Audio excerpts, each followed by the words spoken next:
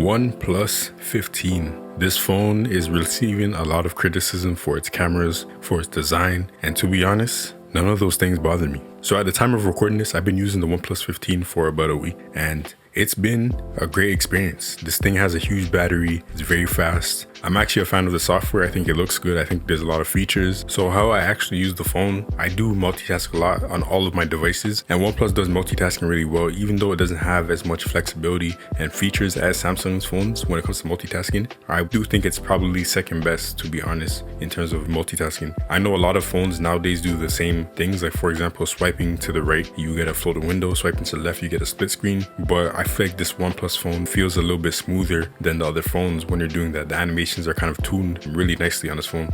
It's just a very stable experience. It works very smooth and I have no issues at all. So I often find myself using a floating window, using a split screen, and being productive, whether it be, writing a document while using another app or another thing as a reference for what I'm writing, or using a banking app and a calculator at the same time, or using two banking apps with the calculator in the floating window. Things like that I always use multitasking for, and the OnePlus 15 does that extremely well and easy for a non-folding smartphone. And then you have a bunch of the little features that I feel like make a phone really good and are just like quality of life things. You have the ability to manage individual app volumes. Believe it or not, in 2025 and on to 2026, a lot of phones do not have that ability to manage individual app volumes. So appreciate that here. There's also two features that I really like that I want to highlight in this video, and that's the off-brand dynamic island, which is not really off-brand because it's just as good and even a bit more functional, and the always-on display, which also is on the other phones. The always on display on the OnePlus 15 is really nice because it shows your wallpaper now, but it also gives you live updates and full notifications, which is something that the Samsung does not do. Samsung's always on display is nice. You can have a couple widgets. It doesn't have the ability to show you full notifications, at least right now. And even the live updates, like for example, seeing a basketball game score and stuff like that, it's good, it's functional, but the OnePlus 15 just has a little bit more of a refinement to that. Like for example, with a timer, the OnePlus 15 will continuously show you the numbers counting down, whereas the iPhone and the Samsung S25 Ultra will stop after a certain amount of time on the always on display. When it comes to the OnePlus 15's dynamic island, it is very useful because you can tap it to open the app, you can tap and hold to expand it, and then you can also control your media and the typical things, but I feel like the way it's laid out is nice. The animations are good.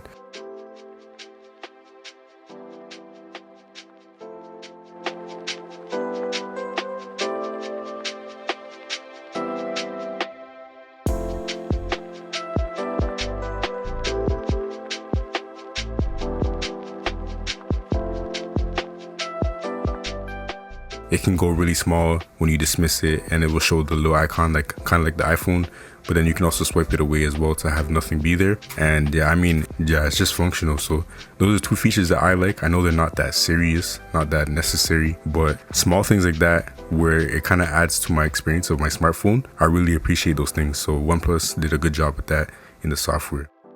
Customization options, you can change the icons. You can very quickly tap and hold an app and then edit the icon and even the app name if you wanted to. And then there's a lot more customization, like customizing the animation when you unlock the phone with your fingerprint and stuff like that.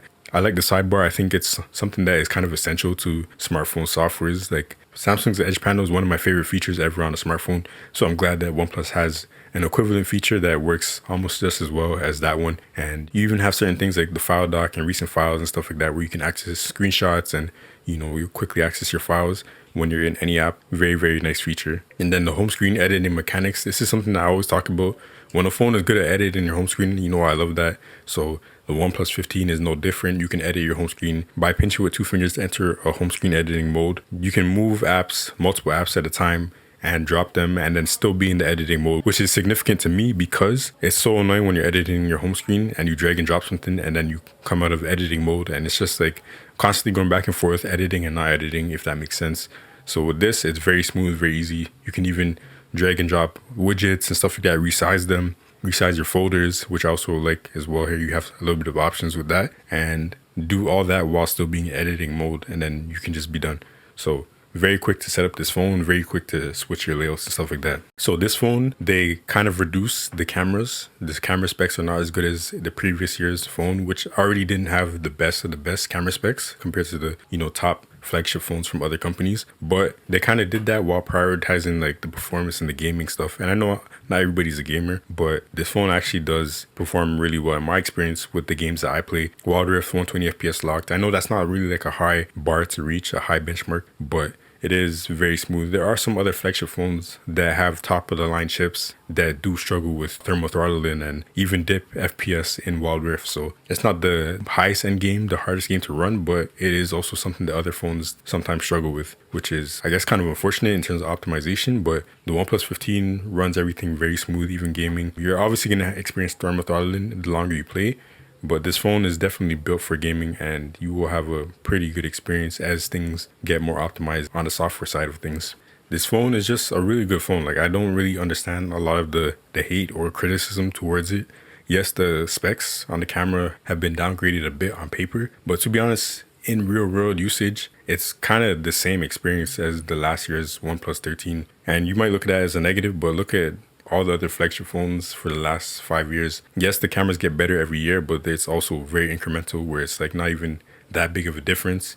And if you really do use your cameras, you're probably pushing this year's camera systems to the same limit as last year's camera systems, if that makes sense. In terms of the camera downgrade, I really don't feel it here. I think the cameras are good enough. And I even compared it to some of the top of the line phones from other companies. And I will have a dedicated video on that where you can actually see those photos. But yeah, the overall camera experience is good. I think the colors are pretty consistent. The details are good enough. It doesn't produce the most detailed images compared to other phones, but I think the details are still really good. Like when you think about flagships, it is a spectrum. You know, not every phone is like the best of the best when it comes to cameras or the best of the best in every single category. When you think about like the base model phones from Apple, Samsung, Google, or even like the smaller Pro phones, a lot of these phones are still considered flagship phones or flagship level phones, even though they don't have the best of the best cameras or the best specs that particular company has to offer. So when you look at the OnePlus 15 compared to, like, let's say the base S25 or the base Pixel or the base iPhone, the OnePlus 15 just has a better camera system. It will give you better results depending on what you're trying to do. And then the camera app is also pretty feature packed. It has a lot of different modes. You have pro mode for photography, for videography, and it's just a good experience overall. Personally, if you're somebody who's like, you're considering not upgrading to this phone because of the camera downgrade, I don't think it really should be a reason to not get this phone if you're somebody who wants to upgrade to the newest OnePlus phone. I do think the 13 is still a good deal, even in 2025, going into 2026. But the 15 packages is so nice for everything else that you get with the phone. 7,500 milliamp battery, 165 hertz screen. I know that doesn't really matter to everybody or in a lot of scenarios, but it's there. It's really nice. The build quality is really good. I didn't talk about the design and the feel of the phone yet, but the phone feels super nice in the hands. It has an interesting texture to it that I don't think I really experienced with any other phone. Probably doesn't matter to most people because they're going to put a case on it, but overall build quality is good, durability is good. This is just a highly well-designed phone with slightly less camera specs as the last year phone. And before I finish the video, I also want to mention that this phone comes with the super fast charger in the box. Like, most companies don't give you chargers nowadays. Some companies are even trying to give you just the phone without the cable, but OnePlus is still giving you the charger in the box, even here in Canada, in North America, where, you know, we don't really get anything. We don't get cool tech products like, you know, other parts of the world do. We don't get the Chinese phones with the top end specs and all that stuff. We don't get that stuff out here usually. So OnePlus is still kind of delivering that on some level with the charger in the box. And it's not just a regular charger, it's a really fast 80-watt charger. And then this phone also supports 50-watt wireless charging. So that is really, really fast wireless. Like, just to put it in perspective, this phone charges faster wirelessly than an iPhone 17 Pro Max or an S25 Ultra or a Google Pixel 10 Pro XL. This phone charges faster than those phones wirelessly, while those phones are charging wired. So, you know, it's just really nice. And then obviously the wired charging is going to be up to 80-watt speeds in North America, but 120 watts outside of North America. So yeah, man, just a really, really top tier phone overall, despite the camera step back. But it's not even really a huge step back because the quality is very similar to last year's phone. So it, you know, it's trending sideways like the stock market price or something like that. So yeah, stay tuned for the next video. Make sure you subscribe because I will be posting the camera comparison of this phone versus the other flagship phones very, very soon. So make sure you subscribe, don't miss that. And yeah, let me know your thoughts in the comments below. Do you like this phone? Do you think OnePlus dropped the ball? How do you feel about the design, all that stuff? Let me know in the comments. But until the next video, we are out. Peace.